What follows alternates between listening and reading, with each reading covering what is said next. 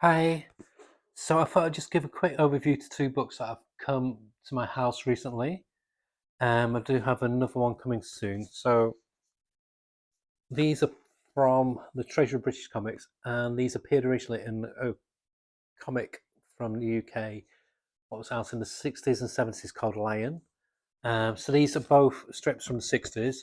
First one is The Spider, Syndicate of Crime. This is volume one. There's a volume two which I've ordered, which should be getting on Monday, hopefully. And there's a third volume as well. Now, originally it was created by a writer called Ted Cowan and art by Reg Bunn, but after the first two strips in this guy came on, Jerry Siegel. Ooh, that name sounds familiar. Who's Jerry Siegel? Shall we see who he is? So Jerry Siegel, born in October 17th, 1914, in Cleveland, Ohio, America, and he made his name with a character who you might know, Superman. So in the 60s, he was finding it hard to get work in America, and somehow I think he read the strip on Spider, and Lion Comics kind of contacts him, and he contacts them, and he said, "I can do this for you," and he became the new writer for the Spider. So at present, I'm still reading it. I'm still reading the book writing by Ted Cowan. What I like about British comics compared to American comics from the 60s, because a lot of strips are over 2 or 3 pages because it was weekly. They fit a lot in, so no panel was wasted. But you didn't have this flood of dialogue like in the Mighty Marvel Man, where everything was explained, whatever they were doing is explained. There was a lot of dialogue, but the dialogue was there for a reason, and the pictures told another part of the story. And the artwork. So basically, the spider, I'll read what it says. It says, equipped with a razor sharp intellect, superb athletic ability, and a vast array of cutting edge gadgets, the spider has his sights set on taking over the New York underworld and establishing a syndicate of crime. Join the spider on his earliest adventures, recruiting henchmen into his fledgling empire and seeing off competition from other villainous foes, including the Master of Illusion, Mirror Man, the fiendish genius Dr. Mysterioso, and the dreaded Android Empire. So very different from the American version of Spider-Man. The Spider, loved the lettering as well for the strip heading. The Spider was very much an anti-hero. We like our anti-heroes in the UK. Judge Dredd's obviously the most famous anti-hero, but then you have the Spider and there's lots of other characters, Cursed Doom and other people who are more of the villainous vein than the good guy vein.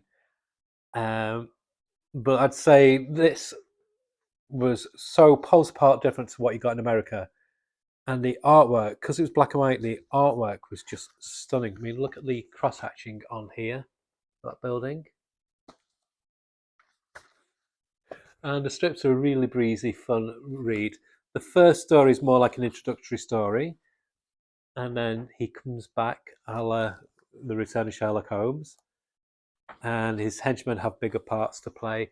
And the later stories, when Jerry Siegel comes on, it becomes much more like an American style superhero tale or supervillain tale, where he's fighting people more villainous than him.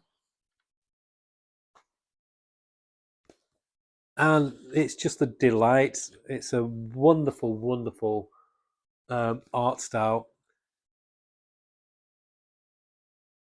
and I do highly recommend if you're a fan of classic comic work, classic British black and white artwork. I do highly recommend you hunting it out. Full price, it's £14.99, and you can get this on 2000AD.com, which I recommend, or your local comic shop, or Amazon if you're that way inclined. You can also get it electronically as well. Um, this was also written by the original writer of the Spider, George Cohen, and artwork by Ted Kieran, and this is Robert Archie. Robert Archie first appeared in the early 60s. This is his later 60s story. So initially, Robert Archie was a robot who had adventures in the jungle, but with this storyline, it becomes much more science fiction based, even though it's a robot, so it is science fiction based anyway. And this is the first book in the time travel saga. So with this one, he has an adventure with his creator's nephew, Ted Ritchie, and his best friend, Kendall, and they travel through time And the artwork again is just so beautiful. Look at the panel work on that.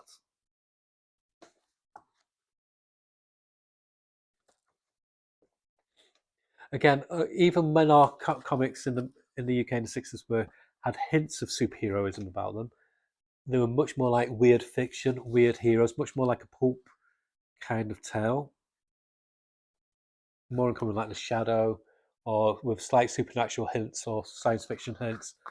There was rarely any spandex or tights in these. So again, 14.99, 16.99 this one. Beautiful, gorgeous packaging. The British Treasury British Comics have some really gorgeous books out at the moment. I'm going to be getting some more in the coming weeks. I'm going to get the Steel Claw, so I'll have a look at that. And I'm also going to be getting the House of Dolmen, which is a really fun one. Do Google that because you won't believe that one until you see it.